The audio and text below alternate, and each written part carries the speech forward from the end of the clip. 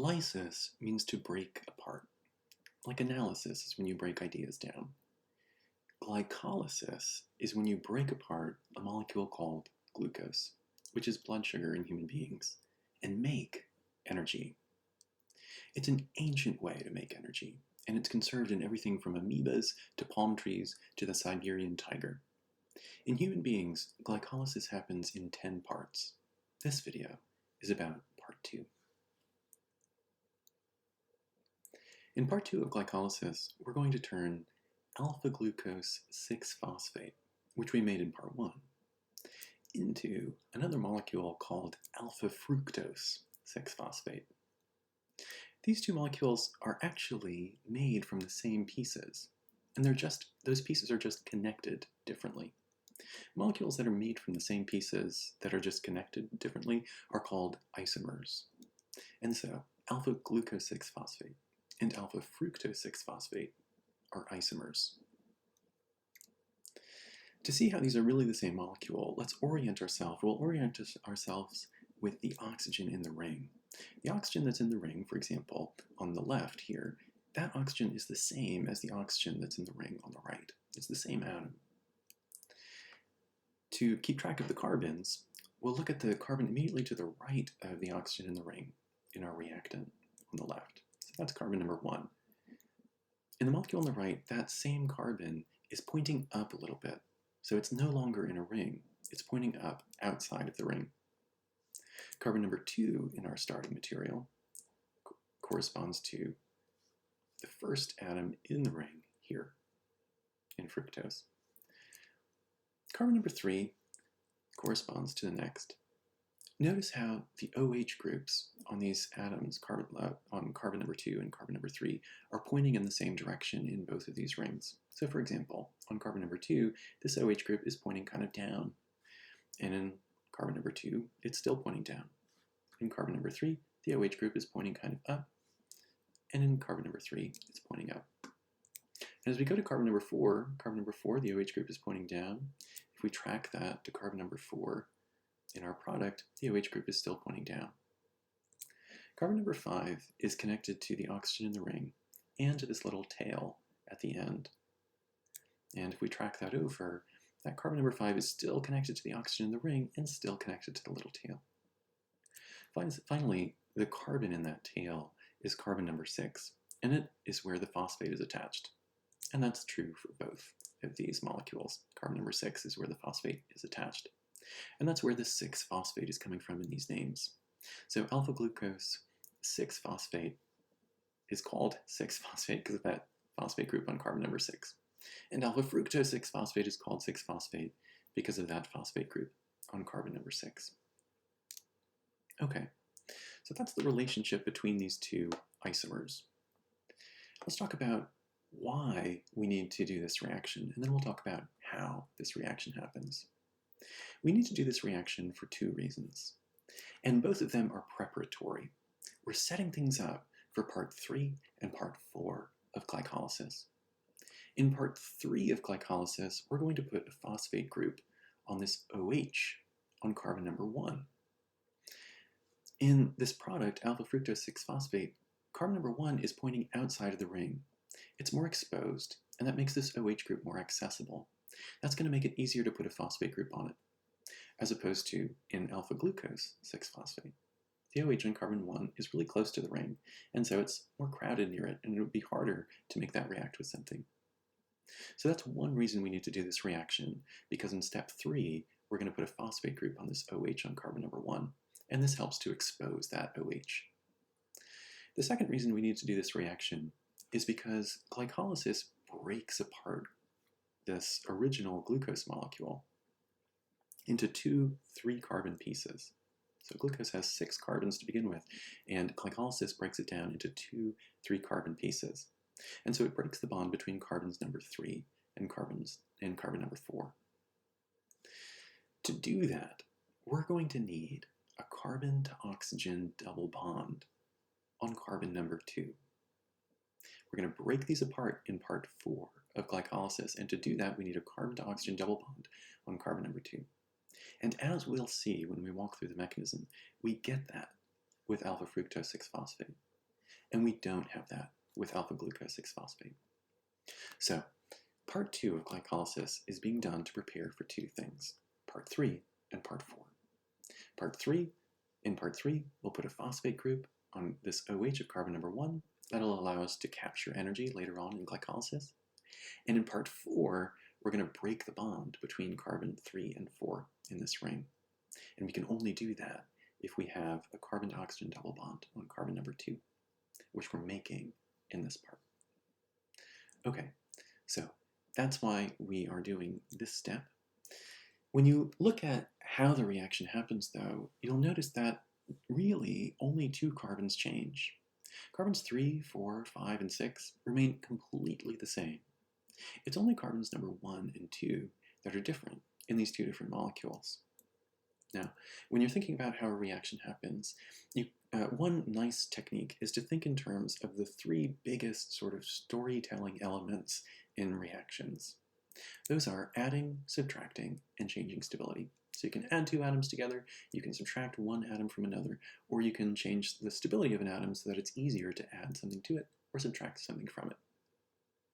Okay, so let's look at carbon number 1. In our starting material, the oxygen in the ring is bonded to carbon number 1. But in our product, it's not. That means that in the course of this reaction, we have to subtract the oxygen in the ring from carbon number 1. Now, the technical name for how you subtract an atom or a group of atoms from another atom is loss of a leaving group. The thing you're subtracting is leaving, and so it's called a leaving group. And when you subtract it, it's being lost. So this is called loss of a leaving group. So we know that at some point we're going to have to do loss of a leaving group to detach the oxygen in the ring from carbon number 1. The other thing that's different between these 2 molecules is on carbon number 2. In our starting material, the oxygen in the ring is not bonded to carbon number 2. But in our product, it is. And so at some point in this reaction, we're going to have to add the oxygen in the ring onto carbon number 2. And so we'll do that addition. Now, the technical name for adding one atom or group of atoms onto another is nucleophilic attack. Remember, a nucleophile is just a fancy term for something that has a lot of electrons, a lot of negative charge. You can recognize that visually because it'll either have a full negative charge, a partial negative charge, a lone pair, or a pi bond. And nucleophilic attack happens when this negative charge spreads out and sticks to a positive charge. That's what the nucleophile is attacking. So at some point, we're going to have to do this nucleophilic attack to attach the oxygen in the ring onto carbon number 2. So we have that. And those are 2 big bookend steps. It turns out in this mechanism, there are actually 9 steps altogether. But all of the other steps are about changing stability. The technical term for how you change the stability of a molecule in organic chemistry and biochemistry is called proton transfer. When you see the word proton, you should picture an H+. Hydrogen is the simplest atom on the periodic table. It's just 1 proton with an electron going around it. Remove the electron so that you have a positive charge, an H+, and all that's left is the proton. Proton transfers are moving H+'s around from one molecule to another. As the H+ moves, the charge on molecules changes. And when the charge on molecules changes, the stability changes too. So we can change the stability of molecules by doing these proton transfers. And it turns out that all of the rest of the steps in this mechanism are proton transfers. Conceptually, you can think of this broad sweep of a mechanism as happening in sort of 3 sequences.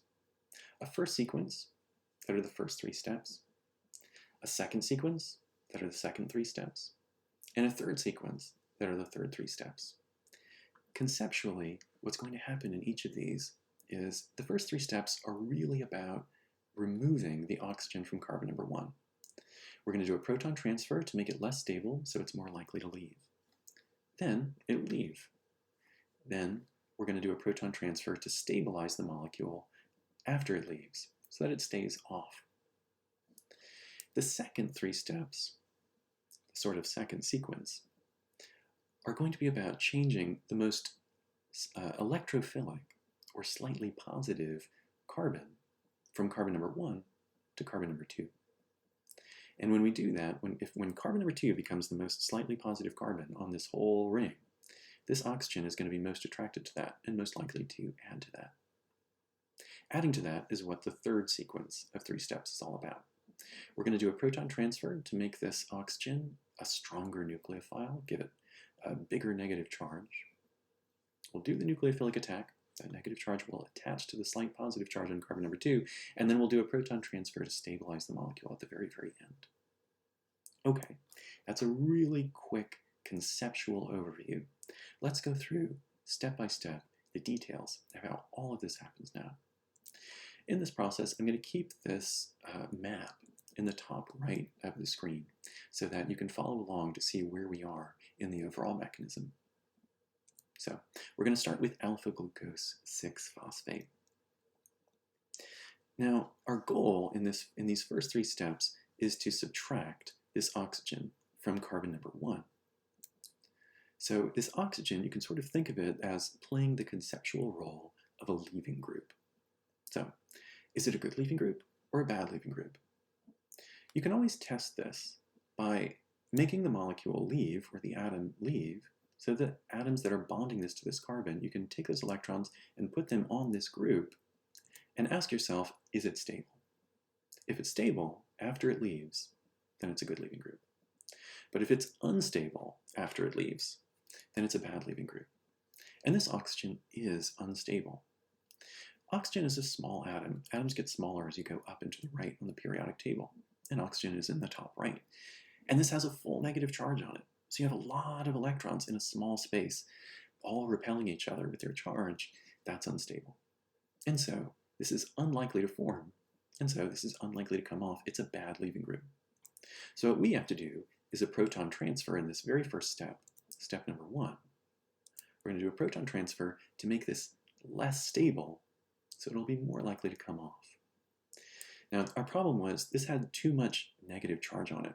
So we're going to add an H+ to it, and that should take care of that negative charge.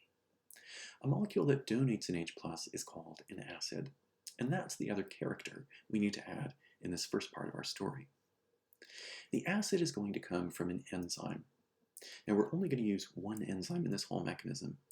The name of the enzyme is glucose-6-phosphate isomerase. It's called glucose-6-phosphate because that's the molecule we start with. That's the molecule that this enzyme is going to gobble up and spit out as something different.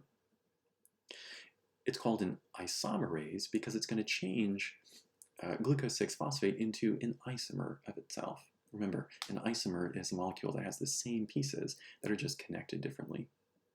So you know this is an enzyme because it ends in ASE. So looking at the whole name altogether, the A's is telling you this is an enzyme. What does it do? It gobbles up glucose-6-phosphate and it spits it out as an isomer of itself, namely alpha-fructose-6-phosphate. Now, this enzyme, glucose-6-phosphate isomerase, has 578 amino acids total.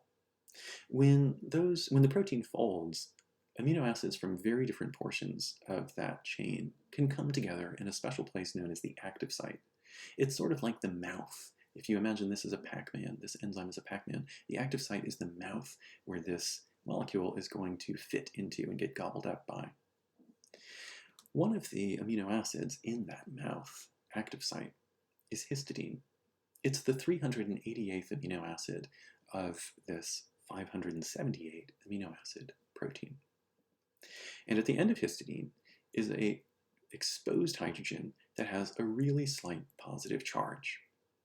It's bonded to a nitrogen. Nitrogen's very electronegative to begin with, so it pulls electrons to itself, and that leaves this hydrogen with few electrons.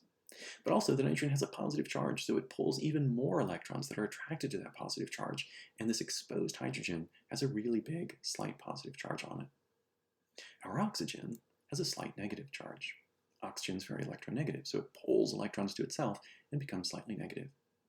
So as these two molecules come together in the active site, the electrons on the slightly negative oxygen are attracted to the slightly positive hydrogen. Hydrogen can only form one bond, so if it's going to form a new bond, the bond it has to break. And the electrons go to the most electronegative place nearby. In this case, the nitrogen. And so we end up with these products. Notice that the oxygen started with 2 lone pairs and ends up with only 1. The second lone pair becomes the bond to this hydrogen. Notice that in the process, it not only accepts a hydrogen, but it now has a positive charge. These electrons that were just on oxygen are now pulled away from oxygen toward the hydrogen. They're not spending all their time on the oxygen, so the oxygen has a full positive charge now. This oxygen is unstable, and so it's likely to be a better leaving group. Notice how the enzyme changes. The hydrogen that was there is there no more. The bond is now entirely on nitrogen as a lone pair. And as those electrons go onto the nitrogen and spend all their time there, they sort of put out this positive charge fire, and the nitrogen has no charge. So the nitrogen has lost a hydrogen and a positive charge. So notice we've moved an H plus from one molecule to another. That's a proton transfer. Okay, let's focus in on this molecule we just made in our first step. So this is now a good leaving group because it can leave and be stable after it does so. All it needs is a little push. So that's our leaving group. And in step 2, we're going to give it a push. We're going to kick that off. Our leaving group is going to leave. So step 2 is loss of a leaving group. It'll subtract this oxygen from carbon number 1. Now, this carbon number 1, is really slightly positive. After all, it's bonded to 2 oxygens. Both of those oxygens are very electronegative, and they're pulling electron density away from that carbon. So the carbon becomes slightly positive. In addition to that, this oxygen in the leaving group has a positive charge on it, and that positive charge attracts these electrons even more. So this carbon is really slightly positive. And right next door to it, there are these electrons on this slightly negative oxygen. Those electrons are really attracted to that slight positive charge, so they move toward it. The electrons go and they form a pi bond, a second bond between this oxygen and this carbon. But this carbon can only form 4 bonds. So if it's going to form a new bond, one of the bonds it has to break. It's going to be the weakest one. The weakest one is the one with the best leaving group, and that's the leaving group we made in our first step. So the bond here to this oxygen, between oxygen and carbon number 1, breaks. The electrons go to the most attractive place nearby, and that's this oxygen with the positive charge. So that's our loss of a leaving group. And what we're left with after that is this molecule at the bottom. Notice how oxygen started with 2 lone pairs, but has only 1. The second lone pair became a second bond between carbon number 1 and the oxygen. Notice how this bond existed between the oxygen in the ring and carbon number 1. But it doesn't exist anymore. The electrons have gone onto the oxygen. The oxygen started with just 1 lone pair, now it has 2. The second lone pair are the electrons that used to be in the bond. So that's our loss of a leaving group. This is a good leaving group in green here because notice after it leaves, it doesn't have that full negative charge anymore. So it's stable. And so it can stay off of carbon number 1. It's a good leaving group. It left and is stable. Now, if we look at this molecule, you'll notice that there's still a charge here, a full positive charge on this oxygen, and that is unstable. So this carbon number 1, is still really slightly positive. It's still losing a lot of electrons to this oxygen through 2 bonds and this positive charge on the oxygen. And so this slightly negative oxygen that just left could attack it again. If we want to keep that oxygen off, we have to stabilize this oxygen that's double bonded to carbon number 1. And that's the purpose of our third step, this proton transfer step. We're going to remove an H plus from this oxygen, stabilize it, and that'll keep our leaving group off of carbon number 1. Okay, we're going to use the same enzyme that we used in step 1, glucose-6-phosphate isomerase. We're going to use a different amino acid in the active site though. Remember, glucose-6-phosphate isomerase, it has 578 amino acids. It's a 578 amino acid protein. When that protein, that string of amino acids folds, amino acids from very different parts of the chain come together in a special place known as the active site, which is like the mouth of this Pac-Man. So even though the histidine we used in step 1 was the 388th amino acid. And the lysine that we're using right now is the 518th amino acid. And then LYS stands for the amino acid lysine. Even though they're very far apart in the primary structure of the protein, when the protein folds up, they end up both being relatively close together in the active site. And that's why they're working together to make this reaction happen. So at the end of this lysine, you have a nitrogen with a lone pair. Now nitrogen is slightly negative. It's very electronegative, so it pulls electrons to itself and becomes slightly negative. And this exposed hydrogen is really slightly positive.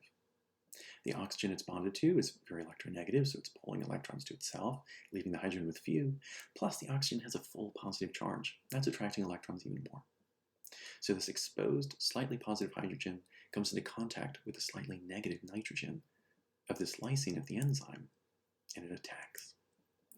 The electrons on the lysine sink their electric claws into the hydrogen. But hydrogen can only form one bond, so it's going to form a new bond. The bond it has already has to break, and the electrons are going to go to the most electronegative place nearby. That's this oxygen, and they're going to douse, they're going to put out the positive charge fire that's burning on that oxygen right now. So after that proton transfer, we'll have these products. Notice, the nitrogen started with a lone pair, and it doesn't have one anymore. The lone pair becomes a bond to the hydrogen. The nitrogen started with no charge, and it ends up with a positive charge. So we've added an H+ onto this group.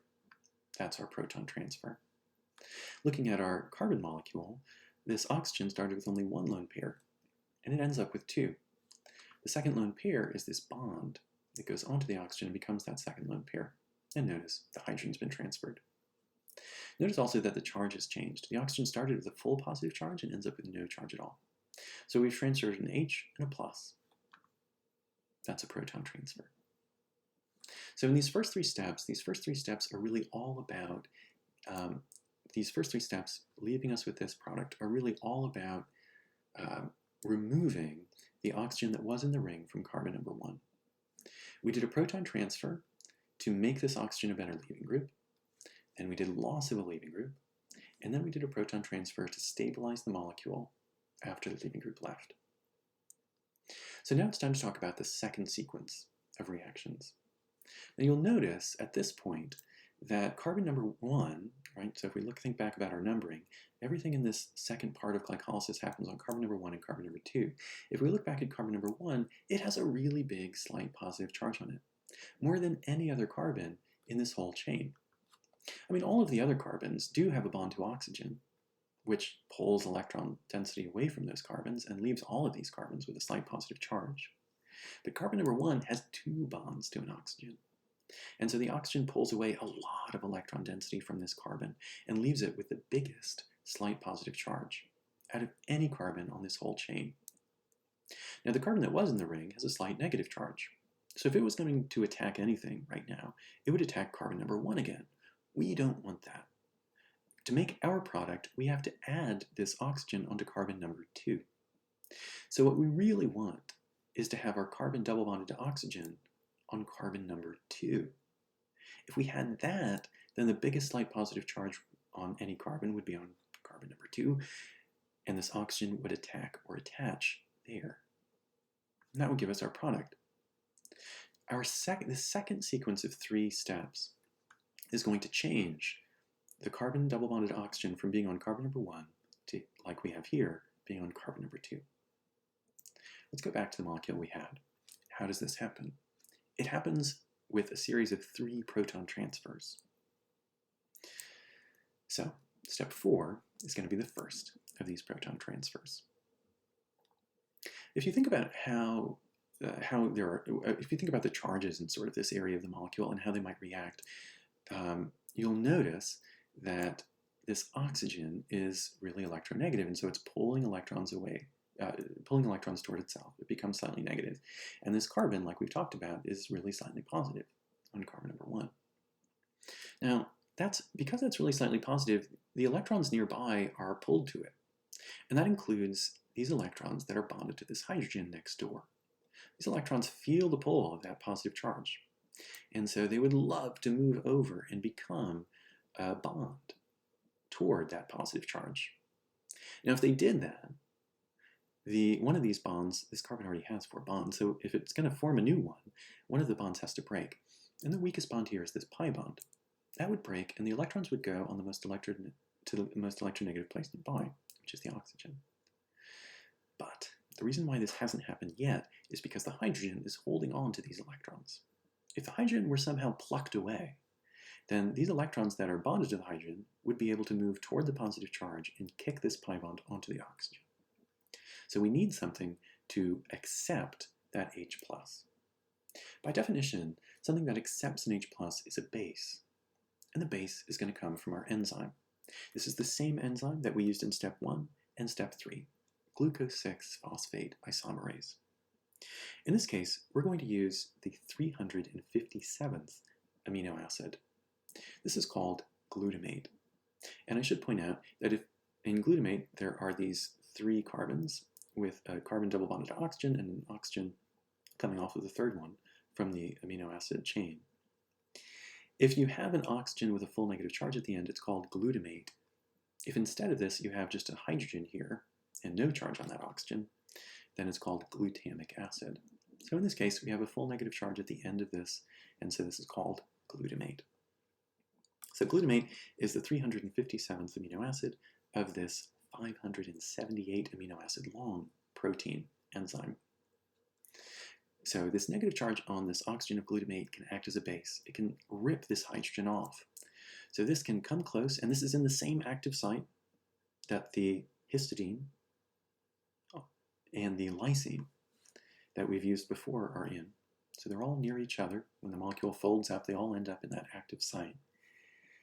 And this glutamate can steal that hydrogen, allowing the electrons to move toward the positive charge and kick this pi bond onto the oxygen.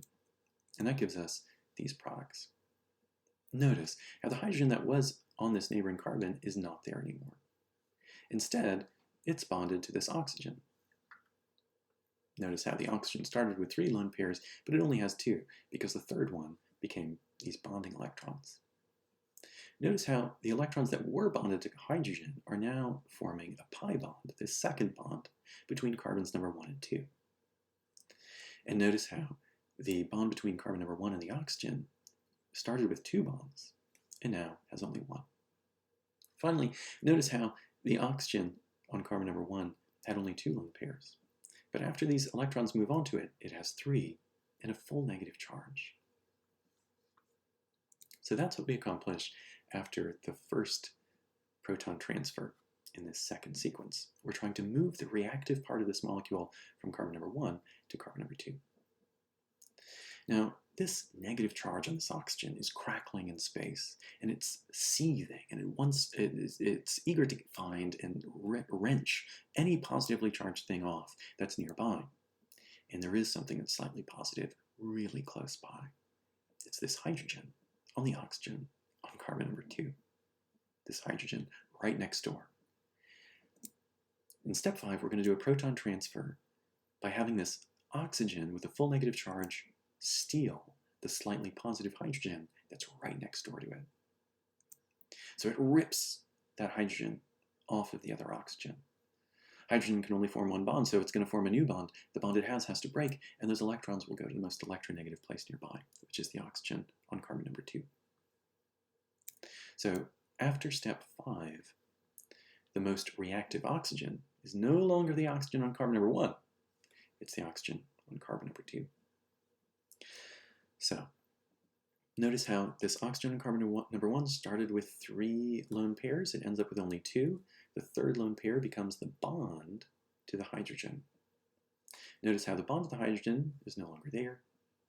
Instead, it becomes a lone pair on this oxygen. This oxygen starts with only 2 lone pairs. At the end, it has 3.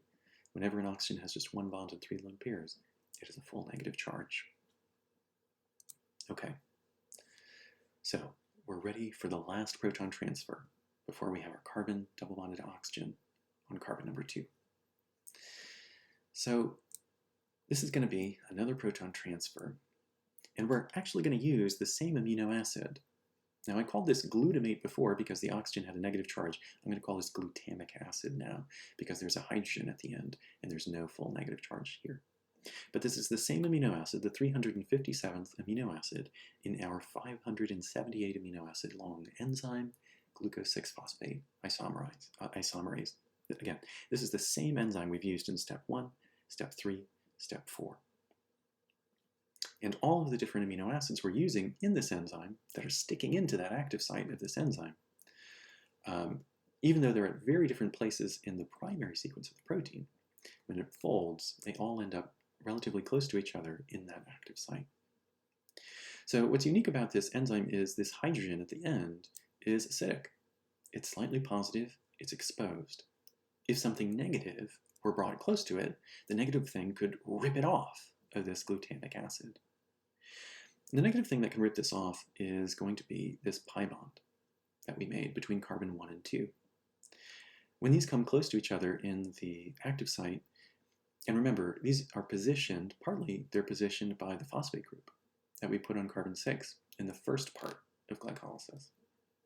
But when this molecule is positioned correctly in the active site, this pi bond is close to this hydrogen, and so it rips that hydrogen off. Now, hydrogen can only form one bond, so if it's going to form a new bond, the electrons it has have to leave, and they go to the most electronegative place nearby. That's going to be this oxygen of glutamic acid. So these electrons are going to stick to this hydrogen, and they're going to form a bond to that hydrogen on carbon number 1. As they do that, they're moving away from carbon number 2, and a vacuum opens up. As the electrons move away from carbon number 2, the negative charge on this oxygen feels the slight positive charge that's forming here, and electrons move in and fill the vacuum. And that is our third proton transfer.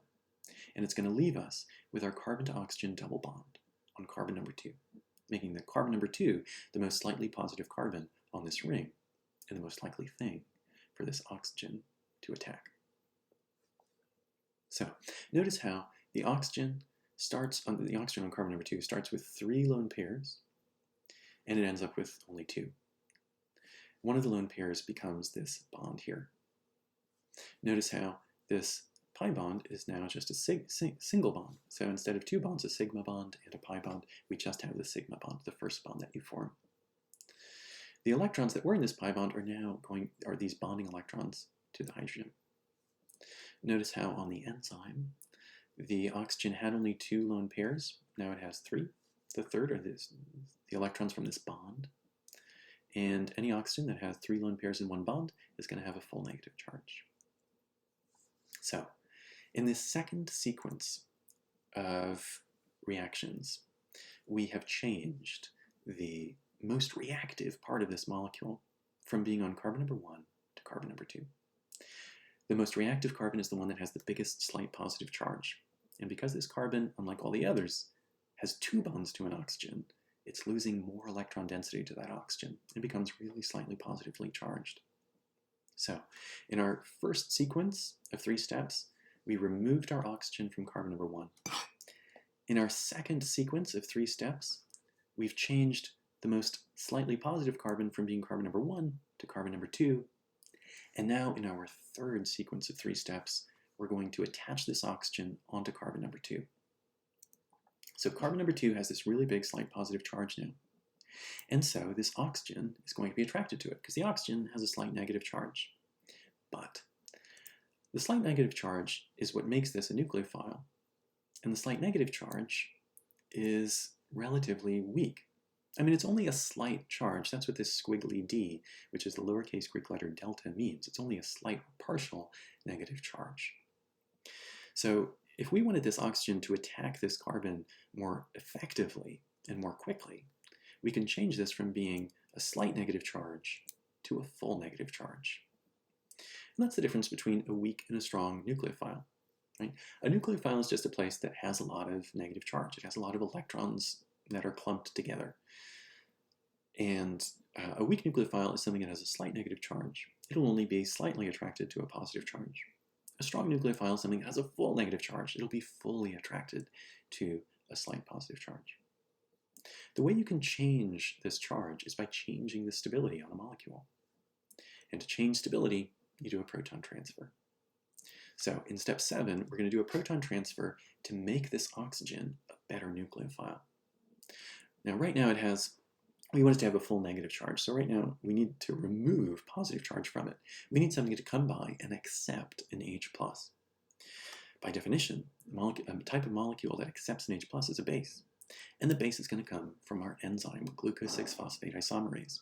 This is the same enzyme we've been using in step 1, step 3, step 4, and step 6. And we're even going to use an amino acid we used before, the histidine. Amino acid 388 on this 578 amino acid enzyme. We used histidine 388 in step 1, where it had a hydrogen on it, and we donated that hydrogen. Well, in step 7, it's going to get that hydrogen back. It's going to act as a base. And so that nitrogen on this ring of histidine is slightly negative. Nitrogen is electronegative, so it pulls electrons to itself and becomes slightly negative. And this hydrogen here on our oxygen is slightly positive. Oxygen is electronegative, so it pulls electron density to itself, makes that hydrogen miss electrons, has fewer electrons, and so it's slightly positive. The enzyme positions the molecule in the active site so that this hydrogen is close to this nitrogen. And when they come close, the electrons on the nitrogen sink their electric teeth into that hydrogen. Hydrogen can only form one bond, so if it's going to form a new bond, the bond it has to break, and the electrons go to the most electronegative place nearby, which is the oxygen. And that leaves you with these products. Notice how the nitrogen had a lone pair and no charge. Now it doesn't have a lone pair. The lone pair has become a bond to the hydrogen, and it has a full positive charge. Anytime nitrogen has 4 bonds, it'll have a full positive charge. So we've transferred an H and a plus charge. We've done a proton transfer. Likewise, if we look at our carbon molecule, notice that this oxygen started with 2 lone pairs, now it has 3. And it started with no charge, and now it has a negative charge. We've removed an H, and we've removed a plus charge. We've done a proton transfer. The significance of this, of what we've done in this step, is that now this oxygen is a strong nucleophile, and it can attack this really slightly positive carbon, carbon number 2, really effectively. And that's what happens in step 8, a nucleophilic attack. So that carbon and carbon number 2, really slightly positive because it's bonded twice to an electronegative atom that's pulling its electrons away. And so the negative charge on that oxygen sticks its negative electrons into that positive charge. Now this carbon already has 4 bonds, so if it's going to form a new bond, one of the bonds it has to break. The weakest bond is the pi bond. And so that breaks and the electrons go to the most electronegative place nearby. And the product you form when you do this nucleophilic attack is this here. Now, so that you can see this a little more clearly, let's label a couple carbons. Carbon number 1, we're used to seeing at the end here, corresponds to this carbon here on this little tail that's going up at this end on the right side of this ring. Carbon number 2 that we're used to seeing, the one that has the double bond to the oxygen in our reactants here, corresponds to this carbon in the ring. And so notice what has happened. The oxygen started with 3 lone pairs, and it has only 2. Where did the 3rd lone pair go? It became a bond to carbon number 2. It became this bond to carbon number 2. Carbon number 2 had 2 bonds to this oxygen. That breaks, and it ends up with only 1 bond to that oxygen. And so you end up with this 5-membered ring. Instead of a 6-membered ring, this carbon number 1 is left out of the ring, and you have only a 5 carbon ring after that nucleophilic attack. Now when you look at this, the molecule isn't quite stable yet because that oxygen has a full negative charge. Oxygen is a small atom. It's at the top right of the periodic table. And so we have to stabilize that in our very last step. And the way you change stability is with a proton transfer. Now this has too much negative charge, so we're going to add an H+. A molecule that donates an H+, by definition, that's an acid. The acid is going to come from our classic old friend, the enzyme glucose-6-phosphate isomerase, the only enzyme we've used in this whole process, the enzyme we used in step 1, step 3, step 4, step 6, and step 7. And in fact, we're going to use an amino acid that we used earlier too, the 518th amino acid in this 578 amino acid enzyme the 518 lysine. We use this in step 3. It acted as a base in step 3. Here, the H plus that it gained is going to be given back to the molecule. And so here, it has too many H's, too much positive charge. It's going to act as an acid. It's going to donate one of those H pluses. Now this is sitting in the active site, and the way this is positioned in that active site is going to position it so that this negative oxygen is close to one of these slightly positive hydrogens. Now, these hydrogens are all slightly positive because they're bonded to a very electronegative element, nitrogen. So nitrogen is pulling electrons to itself, but also the nitrogen has a positive charge. That's pulling the electrons even more. So these hydrogens are really slightly positive. And when they get close to that full negative charge, it sinks its electric talons into the hydrogen. Hydrogen can only form one bond, so it forms this new bond. The bond it has to break. The electrons go to the most electronegative place nearby, and they're going to put out that positive charge fire on the nitrogen there. And that proton transfer step, the last step in the second part of glycolysis, is going to leave you with these products. It's going to leave us with our final product, alpha-fructose-6-phosphate. Notice how the oxygen here on carbon number 2 starts with 3 lone pairs, but it ends up with only 2. The third lone pair becomes a bond to this hydrogen. So notice how this started with a negative charge and no hydrogens. Now it has no charge and a hydrogen. We've transferred into H+. That's our proton transfer. When you look at the enzyme had 3 hydrogens on the nitrogen. Here it has only 2. And there were no lone pairs on the nitrogen. Here there's 1. And there was a positive charge on the nitrogen, and now there's none. We've lost an H and a plus. We've transferred a proton. So now, this amino acid is just like it was at the beginning of the reaction. It's one of the characteristics of these enzymes. Enzymes are catalysts, and catalysts are things that don't get used up over the course of a reaction. They're the same at the end of the whole reaction as they were at the beginning. They just make the reaction happen faster. So the enzyme is just as it was before, and we're left with alpha-fructose-6-phosphate, our final product. So in this reaction, we did 9 steps total, but you can sort of think of them as 3 sequences of 3 steps. The first sequence is all about getting the oxygen off of carbon number 1. We do a proton transfer to make it a better leaving group. And we do loss of a leaving group, it comes off. And we do a proton transfer to stabilize carbon number 1, so this doesn't reattach to it. The second 3 steps form the second sequence in this 3-sequence reaction. And what they do is they change the most slightly positive carbon from being carbon 1 to being carbon 2. So first they form a pi bond in between carbon number 1 and 2. It gives a full negative charge on this oxygen, which rips this hydrogen off. This oxygen gets a full negative charge and goes to form the second bond, or the pi bond here.